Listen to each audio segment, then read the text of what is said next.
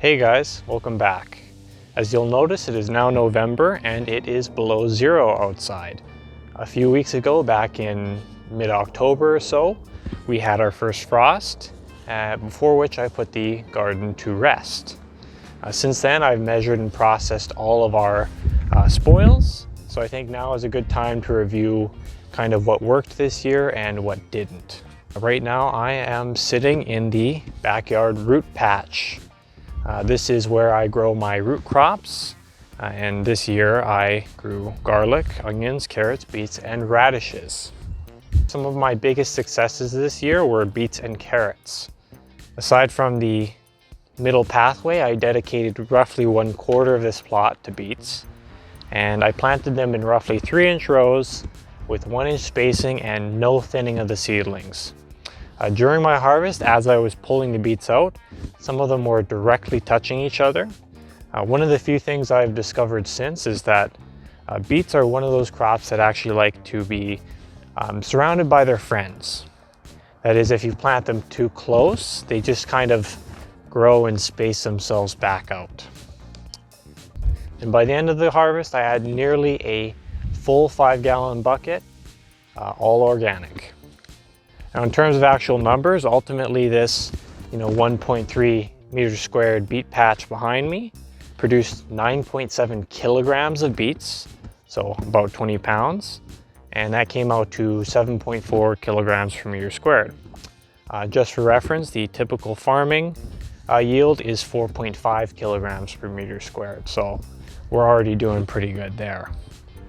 The soil here is rich, the spacing is tight. Next year I do plan to add even more organic matter and to space the rows even tighter. So I'm definitely looking forward to seeing, how much higher I can get those numbers. My other major success is the carrots. I dedicated roughly another 1/4 to carrot growth, and I planted those in approximately 4-inch rows using seed tape. During the harvest, as I was pulling the carrots out, again, similar to the beets, a lot of them were directly touching, and like the beets, they kind of like to be with their friends. Now, one thing of note here is that the soil that grew the carrots was still kind of compacted and clay-like, so the carrots didn't grow much beyond 4 or 5 inches into the ground because it was just too rock hard, but still the harvest has been rather impressive. Ultimately, this 1.3 meter squared patch produced 13.8 kilograms of carrots, which is more than a 5-gallon bucket full. This is by far my best harvest, and just for reference, that's 10.6 kilograms per meter squared, whereas typical farming produces around 5.6. So overall, we did quite well, again with almost double the typical harvest. Still, I think I can enrich and improve the soil further and maybe even improve the spacing as well. So again, looking forward to next season. So this right here is the main patch, and at the start of this year I expanded it in that direction. I also decided to do some crop rotation. So in this older section I grew cucumbers, cauliflower, broccoli, beans, hot peppers, and herbs.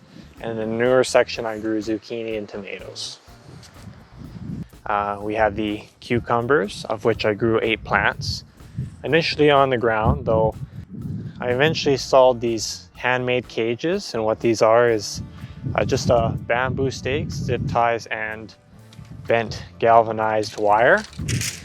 They work okay, but the spacing between the rungs is a little bit too big for the cucumbers to climb on their own, and combine that with the amount of work it is to make them, and I'm thinking next year I might want to switch over instead to a wall of, say, chicken wire with a 3-inch grid spacing. In any case, of the cucumbers I grew 4 varieties: a traditional, thicker, more acidic variety, a English cucumber with a thin skin, small seeds, 2 salt and pepper cucumbers, that being the small, yellow and extremely crunchy ones. They're really good for eating like an apple. And 4 pickling cucumbers. English cucumbers, turns out not my favorite. I actually prefer the more stout acidic varieties instead. I don't think I'd grow them again. As for the salt and pepper, I'm very satisfied with the flavor and crunch, but they just don't seem to want to do too well. I actually had to plant seedlings 3 times before I got any growth out of them. Overall, I think I'd do it again just because I like them so much, but it's kind of a bit of a crapshoot. Lastly, the pickling cucumbers did fairly well, but like the rest of my cucumbers, I often miss harvests and I lost production as a result. Cauliflower I planted right here. It actually did really well. No issues with disease or pests. One of the heads managed to grow to 1.6 kilograms before becoming too late to harvest. Aside from watering, I directed very little attention to it. I like it when I don't have to pay attention to the plants. Definitely a fantastic crop, and I will grow it again. I've never grown zucchini before, but this year I decided to plant it into the new edition, and it produced some good results. I really like it sliced and barbecued in olive oil and seasoning, and I definitely plan to plant it again. The only issue was controlling its footprint. Much like pumpkins, it tended to take over a bit too much, which I didn't account for. Celery, I planted 3 heads of celery. They did pretty well. I certainly like celery, but doesn't have much use in my life beyond soups and dipping in stocks with dressing or sour cream. As such, I can't see myself planting more than a few heads, but for what I've planted this year, I'm fairly satisfied. One minor gripe I have with it is that the shoots often tend to have damage, brown spots, holes on them, and I typically have to dispose of 25% of my yield as a result. But overall, not too bad. So that about covers what worked, so let's discuss what didn't. Starting off in this patch here, the broccoli I planted right here didn't do well at all. Aside from some minor pest damage, the leaves just never really grew enough and the heads were tiny. Even so, the small heads, they often went to seed well before I'd want to harvest them. Ultimately, I got absolutely nothing for planting them. And looking back, I think this spot is definitely too hot for them. Our climate, it gets 30+ degrees in the summer regularly. So I might try it again in a cooler, shadier spot, but I have a feeling that it's never really going to work out here. Next up, beans. Not great. They never really grew very big, which was kind of surprising because I planted them right out here in the sun. You know, my dad planted one of the same varieties back there in his shady garden, and it grew much faster somehow. In any case, the beans themselves were not very good at all. They're very fibrous, and I also made the mistake of eating some of them raw. Don't do that. Overall, not a great crop. I might try it again, but it would have to be a different, less fibrous variety. Peppers, just for fun, I like growing extremely hot peppers, like ghost peppers and Carolina Reapers, though I've never really gotten more than a couple peppers per plant.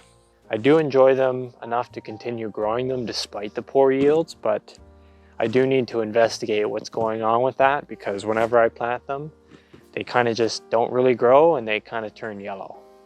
Herbs, as for the herbs, I've never really had any problems with the plants themselves, but I think I'm on the verge of just giving up on the whole herbs thing. I never use fresh herbs consistently enough in the kitchen to justify me even bothering to plant them. That, and if I decide to dry and crush them for use in the spice cabinet, my end product is just never as good as what you can buy in the store. It seems it's really hard to compete with those economies of scale. The last thing I planted in this patch that didn't work out was tomatoes, because this year I moved them from this soil over to that soil, and that soil's pretty much brand new.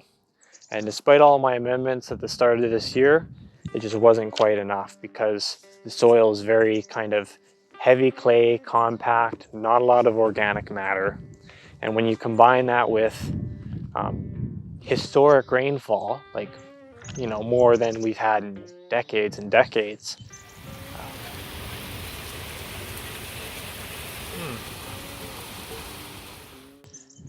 essentially the plants drowned. They turned dry, they got all disease, cracked, and looking back on it too much water. It could work, but I need to fix that soil. So we're back in this patch, and despite our successes here, we also had a couple of crops that didn't really pan out. One of which was radishes. For the radishes in particular, I missed the window for thinning them out, and as a result, they went directly to bolt, so we didn't really get a harvest. Instead, I just turned them into mulch.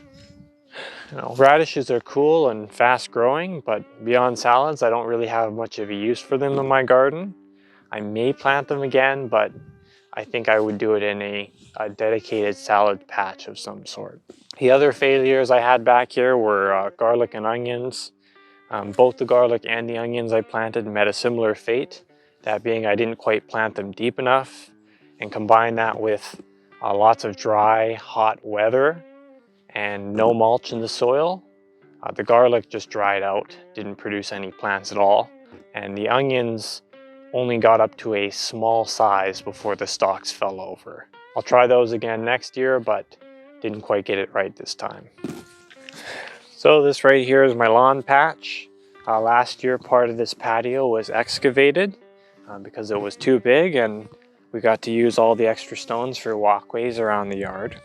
And I planted grass last year, but with all the historic snowfall and the moving snowplow through here, when springtime came, this land was flooded out, and for long enough that the grass actually died off.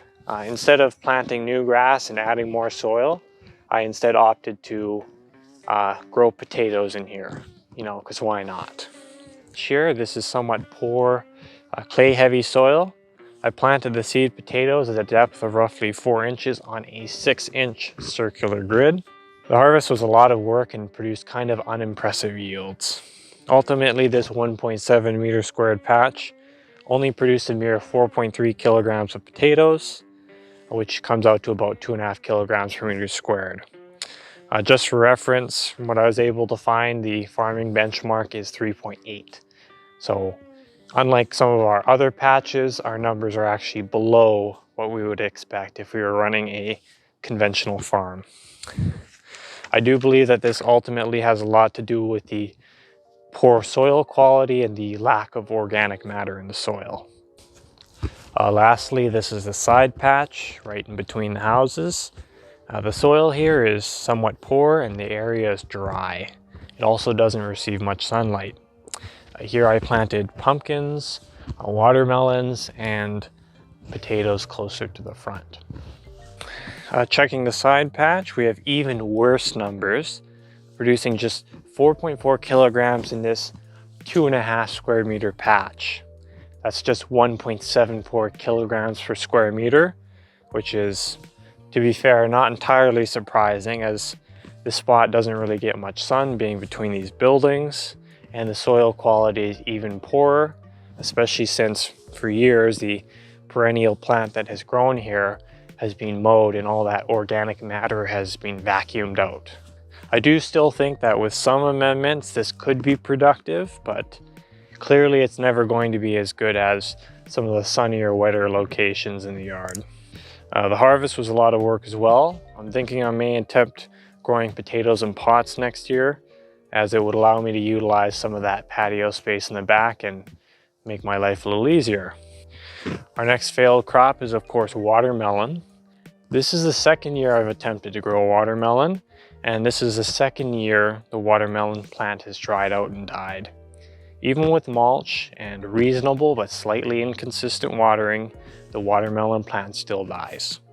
I may try it again, but if I do, clearly I still need to improve my watering technique. Lastly, pumpkins. Pumpkins did not do too well here. With the 10 square meters, they yielded only 13.3 kilograms, or 1.3 kilograms per meter squared. Just for reference, farming yields 2.2 kilograms per meter squared. I would expect somewhat poor performance considering the lack of sun back there, but again, I think the soil here is rather poor. So let's talk about some caloric yields. Knowing the harvest of my major crops, I did calculate some performance metrics. The gist of it is that the pumpkins and potatoes did poorly due to placement and soil conditions, whereas the beets and carrots did fabulously well due to the rich nature of the soil and the tight spacing. Ultimately, the beets yielded 66% over the typical farm yield, and the carrots yielded 89% over the typical farm yield. I certainly was not expecting the carrots to yield the highest number of calories per unit area, but they did. 4,340 calories per meter squared.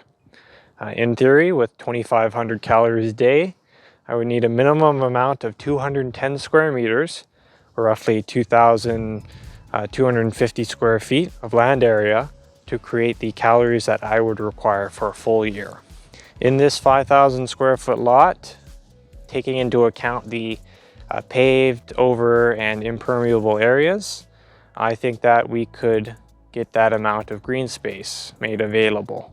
In reality, eating only carrots or only plant matter, for that matter, is not practical, but it is still a number that I'm very proud of, and it yields some promising implications. It appears that from the area available here, I could create a substantial proportion of the food I need to survive. Combine that with some possible hunting, and perhaps it may be feasible to almost entirely forego buying any food at all. So now, with all that said, I have some clear plans going forward. Clearly, I need to amend the new soil patch as it still drains poorly.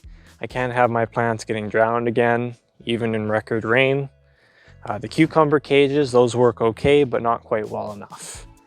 And they require too much work to make, so I'm going to replace them with chicken wire with a 3-ish inch grid spacing. The zucchini did well, but it needs more room. The carrots and beets might benefit from even tighter spacing. I'll try broccoli again, but in a darker spot. I need to find a better variety of beans, something less fibrous. I should improve my pepper technique. I don't want them stagnating and going yellow again. I need to try the garlic and onions again with deeper planting, better watering, and perhaps some sort of light mulch. I should also try the potato farming in pots method, as it could save me a significant amount of labor on the harvest and allow me to utilize some of this patio area for growth. I also want to try a watermelon planting again. All in all, quite a good year. We've had some successes and some failures, but even those failures aren't true failures because they produce some valuable learning and some lessons. In any case, I'm looking forward to next season, and thanks for watching, and I will see you next time.